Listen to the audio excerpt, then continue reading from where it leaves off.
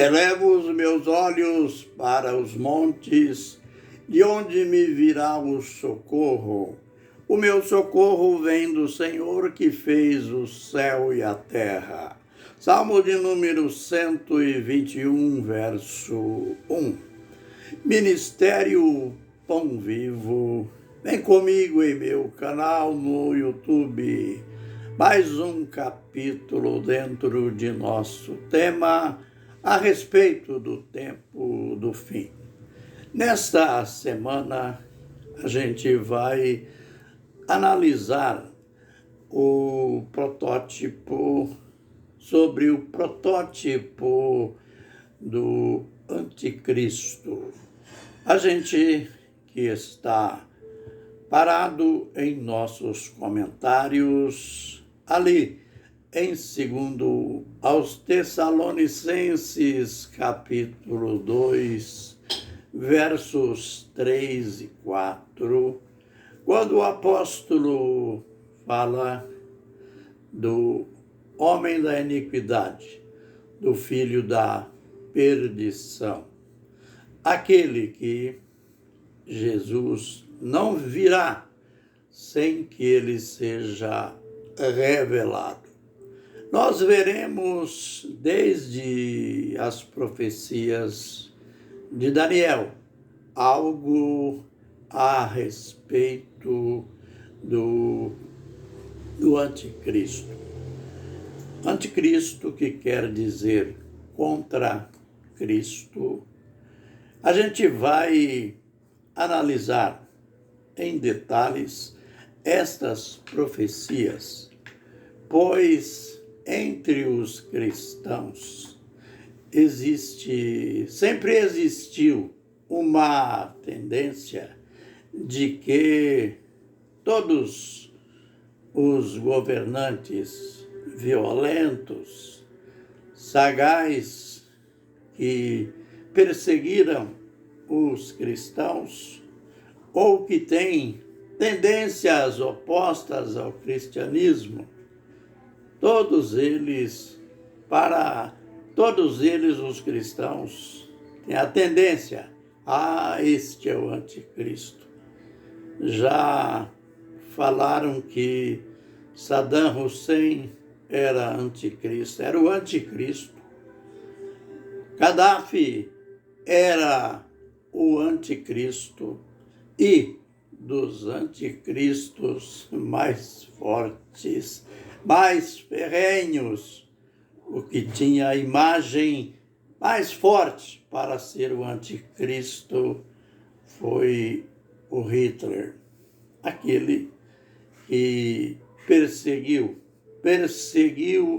os judeus, que é o povo escolhido de Deus, a única nação exclusiva, escolhida por Deus desde os primórdios. É claro, escolhida com propósito, pois dela nasceria, como nasceu Jesus, o Cristo. E então, visto que o Hitler, fundador do nazismo, ele teve esse espírito perseguidor, pois o grande trunfo dele, aliás, um trunfo baixo, vergonhoso, cruel, satânico, foi acabar com os judeus. Não conseguiu, é lógico, e ninguém conseguirá. Mas, afinal de contas, a gente precisa saber quem nas Escrituras as Escrituras proféticas, elas falam de um protótipo do anticristo. E a gente vai ver numa das visões de do profeta Daniel, que está no capítulo 8 de seu livro, que neste capítulo, nesta visão, aparece o protótipo real do anticristo. Tudo começou assim. Daniel estava às margens de um rio. Ele diz ter visto um carneiro. Este carneiro tinha 2 grandes chifres, sendo um maior que outro. E este carneiro, ele se engrandecia, ele dava marradas, isto é, numa linguagem mais nossa, ele dava cabeçada para todas as partes do mundo. E então o profeta viu que do ocidente, isto é, do lado que nós brasileiros moramos, desse lado do mundo, veio sobre a terra rapidamente um bode. E este bode tinha um só chifre, um chifre notável, isto é, grande. E ele foi em direção ao carneiro. E ambos trocaram marradas, trocaram cabeçadas, e o bode foi mais forte e jogou o carneiro por terra, pisando-o, significando a derrota do carneiro. Antes do prosseguimento, temos que saber que ambos os animais representam um império, representam um rei. O carneiro representa aquele que lá no sonho de Nabucodonosor era a prata, isto é, o Império Persa. Na visão dos 4 animais, representava o urso, aliás, o urso que Daniel viu na sua visão, que também fala do Império Persa. Aqui, na visão de 2 animais, o carneiro, ele com os 2 chifres, cujos chifres falam de 2 reis ou sistemas. O carneiro fala do Império Persa também.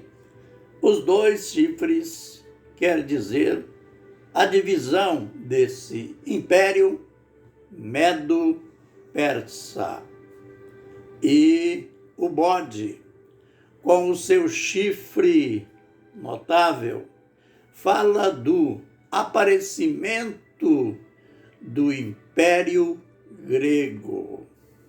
Este chifre notável fala do seu primeiro imperador, Alexandre Magno, que foi apelidado, conforme o próprio nome quer dizer, Magno quer dizer o grande. O governo, a política de Alexandre, este homem deixou o mundo de seu tempo admirado. As conquistas de Alexandre, elas foram estupendas e também aconteceram em pouco tempo, com pouco tempo de governo, ele teve conquistas notáveis. Mas este chifre notável que ele tinha, que simboliza o próprio Alexandre, ele foi quebrado, significando já uma ruptura no império. Quebrando-se os 4 chifres, aliás, quebrando-se este chifre, no lugar dele nasceram 4 chifres, o que fala da divisão do Império Grego, que a própria história registra. O que vai nos interessar aqui é este chifre pequeno que aparece, que surge entre os 4. Este chifre pequeno, ele vai se sobrepor. Ele será notável, não pelo fato de ser um chifre novo entre os 4 reis, naquela divisão política. Veremos que no decorrer do nosso análise sobre este chifre pequeno, este que será um rei prepotente entre os gregos, ele é um protótipo do anticristo pelo tipo de governo, de administração anti-Deus que ele teve. Mas veremos nos próximos vídeos. Fiquem na bênção e na graça do Senhor Jesus. Amém e amém.